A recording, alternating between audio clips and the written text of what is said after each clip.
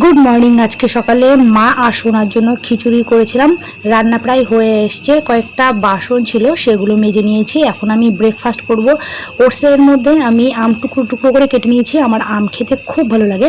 আর এখন আমি মাকে জাম খেতে দিয়েছি। মার কোনো কিছুই খেতে ইচ্ছা করছে না, মুখে কোনো আর কি স্বাদই নেই। জামটা খেতে দিলাম যদি একটু ভালো লাগে, আর সোনা মাকে জাম খাইয়ে দিয়েছে।